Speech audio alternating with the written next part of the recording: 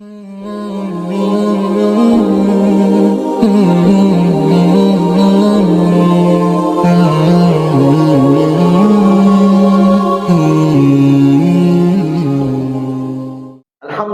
malam hari ini tentunya kita tidak ada lain berharap barokah daripada anak-anak yatim. Karena temanya pada malam hari ini bagaimana kita bisa membahagiakan anak-anak yatim. Di dalam surah Al-Baqarah 220, di situ disebutkan fid dunya wal akhirah. Kalau berbicara dunia dan akhirat, artinya kita kepengen di dunia ini hidup kita enak, hidup kita nyaman, hidup kita tentram, hidup kita ayem, hidup kita adem. Terlebih-lebih negeri yang terakhir, yang tempat peristirahatan kita, tempat kita untuk stay selama-lamanya, dan tidak akan pernah ada lagi negeri yang selanjutnya setelah dunia dan akhirat. Maka ini yang menjadi puncak ataupun menjadi harapan bagi mereka orang-orang yang beriman. Sebagaimana doa kita, Rabbana atina fid dunya hasanatan wa fil akhirati hasanatan wa qina adzab. Kita minta dunia dan akhirat ini hasanah, artinya bahagia. Maka di antara bentuk kebahagiaan itu Allah menjawab, yas'alunaka 'anil yatama. Di dalam ayat ini Allah berfirman dan mengkhitab kepada kekasihnya Nabi besar Muhammad, yaitu baginda Rasulullah sallallahu alaihi wasallam. Yas'alunaka 'anil yatama. Jikalau engkau wahai baginda Rasul ditanya tentang keberadaan anak-anak yatim, qul, katakan, fi'lun amr, kata kerja ini. Yang menyuruh untuk mengatakan itu adalah Allah. Siapa yang disuruh adalah Nabi Muhammad. Kalau sudah yang menyuruh adalah Allah, kemudian yang disuruh adalah Nabi Muhammad, berarti ini adalah perkara yang serius, perkara yang tidak main-main, perkara yang tidak mungkin bisa untuk menjadi bahan candaan. Karena yang menyuruh adalah Allah kepada Nabi Muhammad, dan Nabi Muhammad menyuruh kepada kita, yas'alunaka 'anil yatama. Jikalau engkau ditanya wahai Muhammad sallallahu alaihi Muhammad tentang bagaimana anak-anak yatim, qul, katakanlah wahai Muhammad, islah, berbuat baik, lahum, kepada anak-anak yatim, khairun, itu jauh lebih utama. Jadi tidak ada dari sekian banyak kebaikan yang kita ingin rasakan hidup di dunia ini dengan enak, dengan nyaman, kita yang bergelimang harta, bergelimang uang yang banyak, bergelimang daripada kekayaan dan kemewahan, kesenangan yang sebenarnya adalah bagaimana kita memperhatikan nasib-nasib mereka, anak-anak yatim. Karena semua apa yang kita miliki ini Bapak Ibu adalah titipan daripada Allah Subhanahu wa ta'ala. Tidak ada yang kekal. Apapun profesimu, mau kau seorang alim, seorang ustadz yang dititipi oleh Allah ilmu, suatu saat ilmumu akan diangkat oleh Allah. Mau engkau seorang pejabat, penguasa, suatu saat akan diambil oleh Allah. Mau engkau seorang yang memiliki kekayaan harta benda, suatu saat akan diangkat dan diambil oleh Allah. Idza arada syai'an ay yaqula lahu kun. Kecil, mudah, sangat remeh bagi Allah untuk mengangkat itu semuanya dari setiap kita manusia, Pak. Namun harapan yang terbesar kita kepada Allah Subhanahu wa ta'ala, apa yang kita miliki daripada harta benda, daripada kemewahan, daripada uang yang banyak, selain kita memperhatikan keluarga kita, anak, istri, suami, keluarga dekat, keluarga jauh, jangan pernah lupa di sana ada suara-suara teriakan anak-anak yatim yang itu menjadi tanggung jawab kita untuk kita perhatikan. Karena di antara salah satu sifat Nabi Muhammad, idza da'ahul miskin ajabahu ijabatan muajjala. Nabi Muhammad itu seorang pemimpin umat, manusia paripurna, penyelamat umat. Beliau yang diberikan hak otoritas oleh Allah untuk memegang daripada kunci surga. Beliau yang menjadi penentu daripada kita umatnya. Namun bagaimana akhlak beliau? Manakala beliau menjadi seorang pemimpin umat di zamannya pada waktu itu, dan itu terasa kepada kita selaku umatnya. Di antaranya idza da'ahul miskin, apabila beliau dipanggil oleh orang-orang miskin, orang-orang yang tidak mampu, ajabahu, beliau menjawab. Dalam arti menjawab, memenuhi undangan. Ijabatan muajjalah, bersegera. Wahwal Abu Syafiq, dan beliau adalah bapa penyayang, bil yatim, kepada anak-anak yatim, wal armalah, kepada janda-janda yang tua, Pak. Kenapa enggak yang muda ini? Kenapa enggak janda muda? Ini beda ini. Jangan le sampean. Akan le. Ustaz Munali. Muhammad Muhammad. Intinya janda. Perhatian Rasulullah. Jangan sampai tertawa sampai menyambung masalah. Wa huwal Abu Syafiqu bil yatimi wa armalah.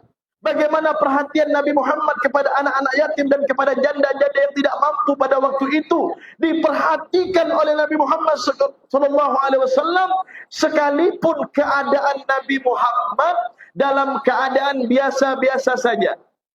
Ingat Pak, Bu, Nabi Muhammad bukan Nabi yang miskin.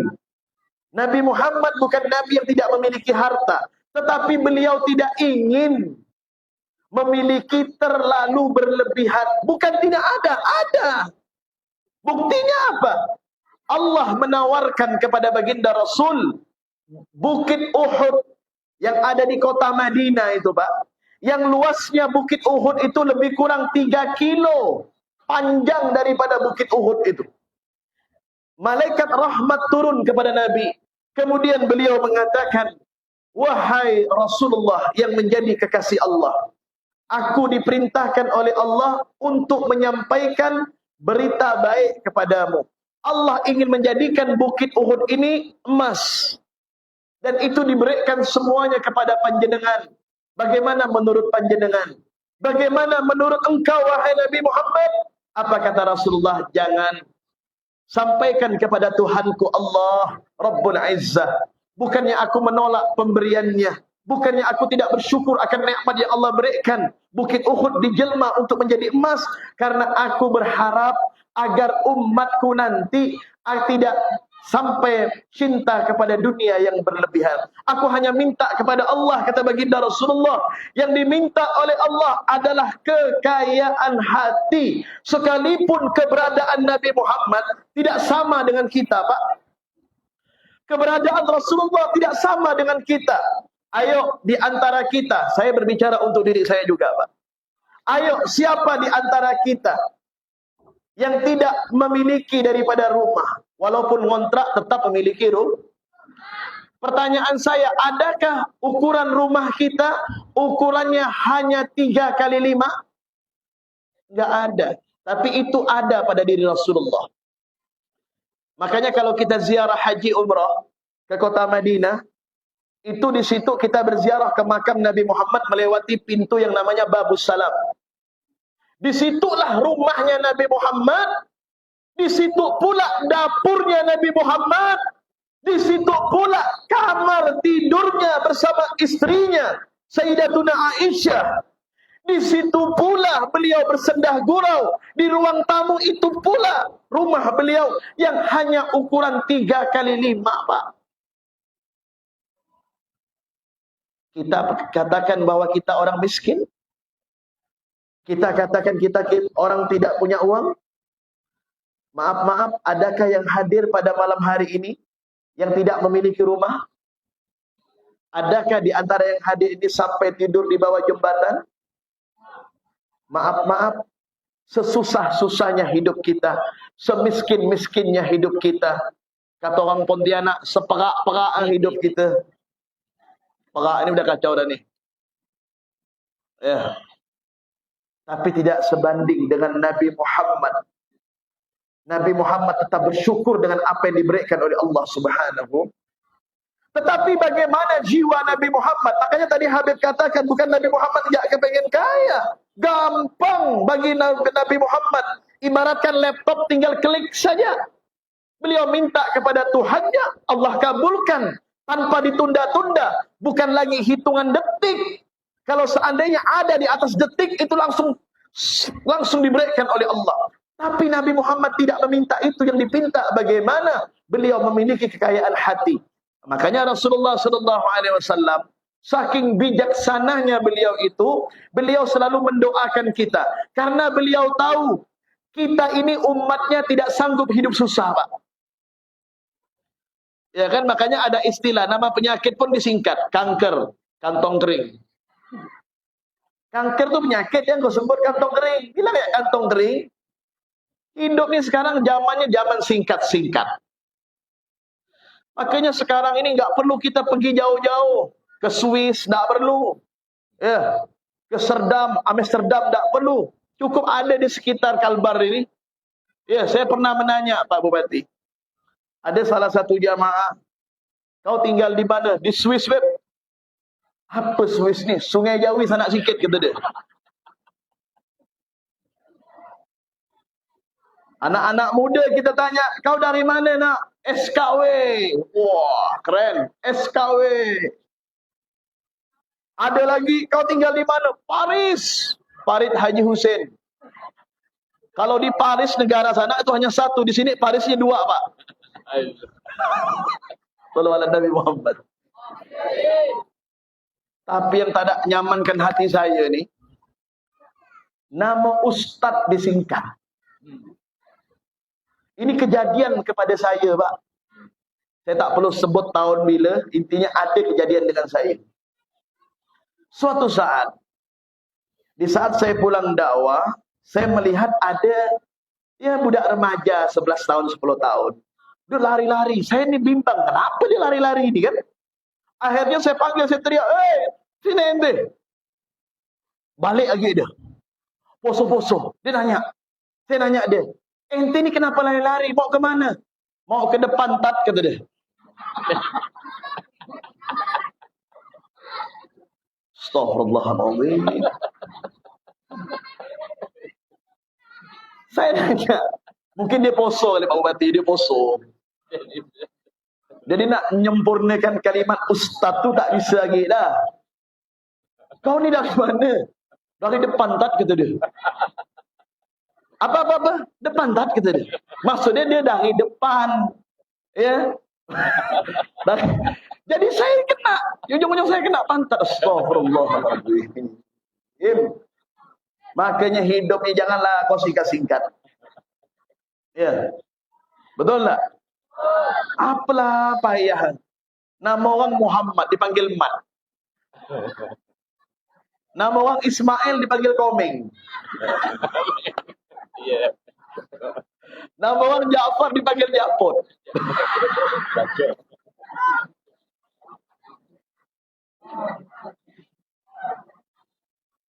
Ya. Makanya saya kalau dipanggil orang Mi saya tak boleh. Kalau kau tak panggil Habib Ustaz tak apa-apalah. Tapi kalau kau panggil Mi tak ada, saya noleh jalan saya. Kalau kau panggil Fahmi saya noleh. Gila lah temak kita beri nama bapak kita. Kalau Pak Muda aman tak perlu panggil Pak Hendrawannya. Pak Muda tu tak boleh. Gurau. Tak apa-apa udah. Allahumma shalli ala Muhammad.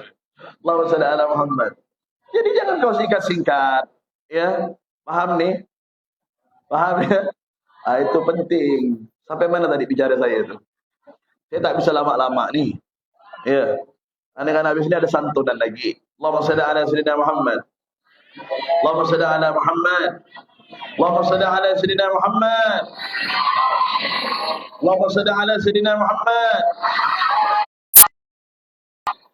Bapak Ibu yang dirahmati dan dimuliakan Allah Subhanahu wa taala. Nah, makanya kita jangan pernah lupa bahwasanya kita ini telah banyak diberikan nikmat oleh Allah. Maka orang yang betul-betul merasakan hidup di dunia punya banyak duit. Mohon maaf, banyak orang punya duit tapi tidak tenang. Kenapa? Bingung dia. Dengan duitnya, bingung. Nah, makanya kalau orang yang banyak duit tetapi ada sinar keimanan dalam hatinya, dia tidak akan bingung.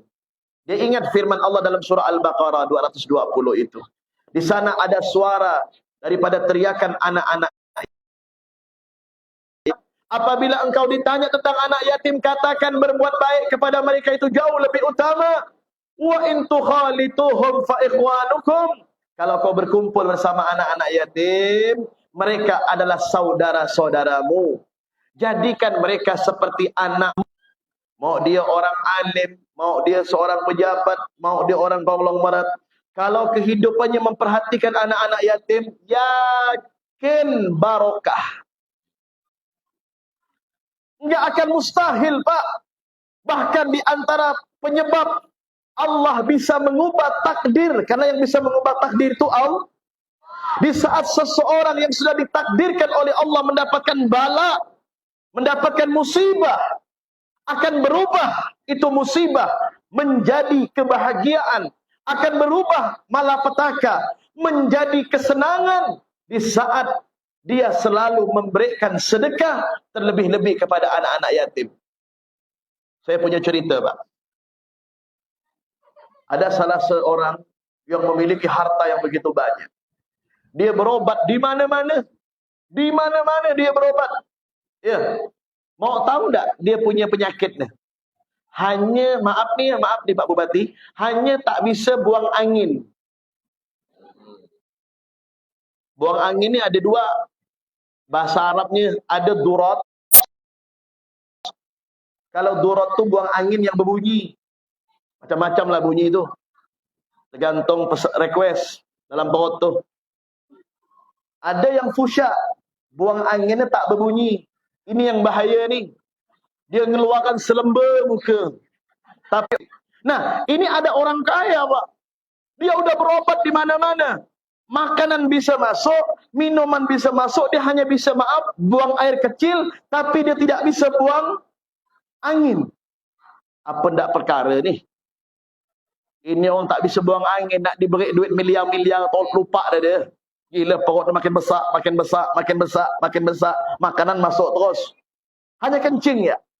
Dia berobat ke mana-mana, Pak. Orang kaya. Duit tak berseri, tepuk dada tanya selera. Ada yang tepuk dada termuntah-muntah. Tapi orang Punggol tak ada. Orang Punggol kaya, Pak, Pak Wati. Banyak kebun langsat, banyak kebun durian. Buktinya malam ini kata saya mau dibawa. Mau dibungkusan durian, tak tahulah. Tahun kemarin saya di sini, saya ni dah 3 kali Pak Bupati sini ni. Masya Allah, entah ngapa Ustaz Punali ni sayang benar dengan saya. Ya, 3 kali. Ngampang durian berhamburan dalam mobil tu. Tapi karena saya suka, mau tak mau tahan ya lah. Punggol dalam mobil tak bisa hilang bau. Ha? Kalau punggol dalam mobil tak hilang bau. Kiai ni Masya Allah. Orang mana tu, Beb? Yang jelas bukan orang Kalbar. Ya, orang Kalbar baik-baik semua. Makin orang kubur raya baik-baik semua. Datang kepada satu kiai, dan kiai itu Masya Allah, kiai itu punya hati yang bersih. Kemudian si kiai tadi mengatakan, simple, kiai itu mengatakan, dia ngadu, kiai tolong minta air, minta ini. Saya udah berobat ke mana-mana. Coba, pernah enggak kau mengunjungi anak-anak yatim? Nah ini nih kiai, masalahnya nih kata dia. Saya ni punya harta, saya bingung nak ke mana. Hanya saya kumpulkan kawan di rumah, saya suruh isteri saya masak, gitu-gitu ya kata dia. Nanti pergi ke sana, pelesiran ke sana, ke sini. Tapi untuk anak yatim ini nih kiai, kata dia, belum. Kata kiai, penyakit kau ni gampang, kau akan nanti kau yang kewalahan sendiri. Angin tu keluar dari bawah tu, kau yang kewalahan nanti. Ya, gila Pak, seminggu tak buang angin. Pening kepala. Berarti tak buang angin, berarti tak BAB dia. Subhanallah. Karena mendapatkan arahan dan petunjuknya, Pak, dia beri nama orang kaya, dia beri anak yatim. Sambil ngusap kepala, doakan Om ya, semoga Om bisa buang angin. Itu doa. Doakan Om ya, dia bisa Om buang angin. Gitu. Tapi karena si anak yatim ni polos, amin. Mudah-mudahan Om bisa kentut, kata dia. Iya benar, serius. Lah saya ni cerita bukan ngada-ngada pula. Mana boleh pula ustaz ngada-ngada pula. Ya.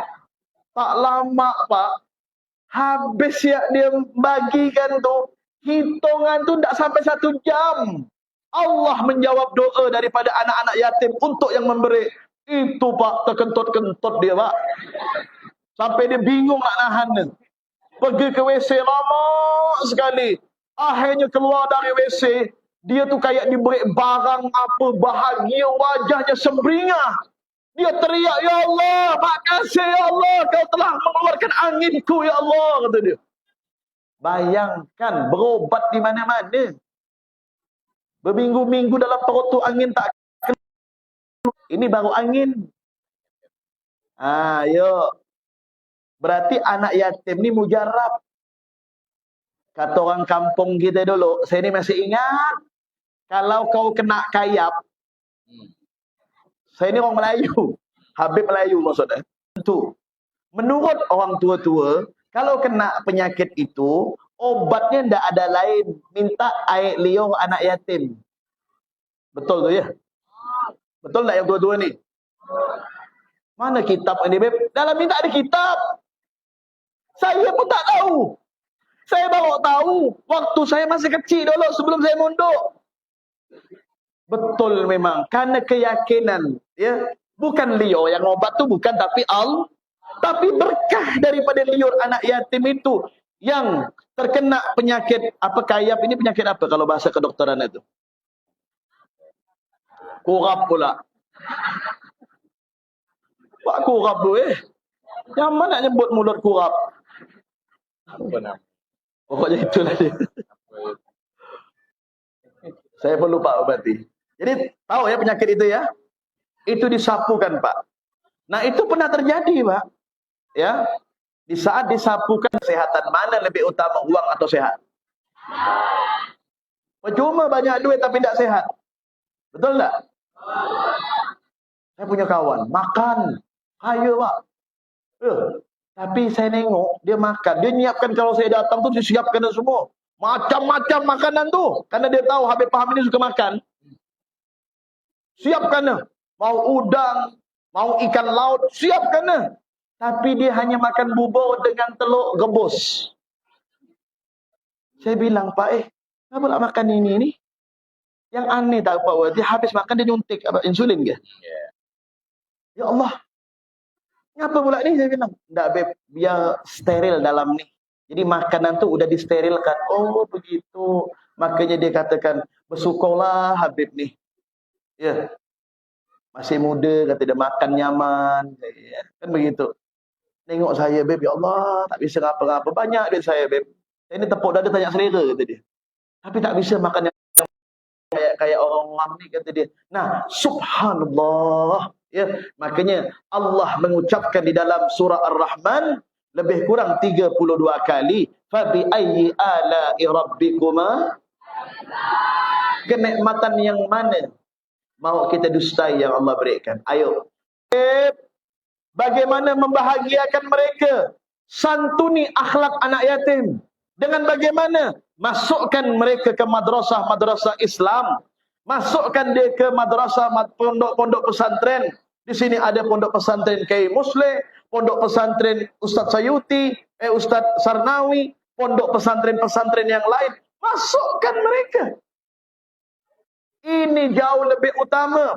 Kalau kita memberikan ni, santunan malam hari ini, memang bagus Pak. Senang mereka, bahagia dapat duit. Tapi duit tu berapa lama lah mereka. Ya tak? Ingat ni Bu. Bu. Bu.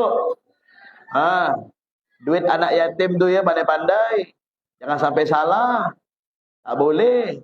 Untuk kebutuhan dia. Boleh makan ni gimana Beb? Tak boleh. Kecuali dia ridho, hati-hati. Maka tanya kepada kiai-kiai. Kiai-kiai di kampung kita banyak tantang bagaimana tanya, Beb, bagaimana kiai hukum makan duit anak yatim? Tu. Hati-hati ya, Bu. Nyimpan boleh, nyimpan. Ya. Yeah. Ada madrasah ni Ustaz ya. Ada madrasah di kampung ini. Masukkan ke madrasah-madrasah Islam. Itu jauh lebih utama. Sehingga mereka tidak yatim dua kali. Udahlah yatim orang tua, jangan pula yatim yatim akhlak. Insya Allah. Mudah-mudahan kita semuanya menjadi para pecinta-pecinta anak yatim, para penyantun-penyantun anak yatim, dan insya Allah diberkahi oleh Allah Subhanahu wa taala. Ada yang nanya dengan saya, mak gimana, Beb? Ini berat saya jawab ni. Karena saya lagi live streaming. Orang rumah saya nonton. Kalau bicara mak, saya tak bisa jawab. Ya, terserahlah, pandai-pandai lah. Ya mak diperhatikan enggak? Tang anak yang diberi, mak diberi.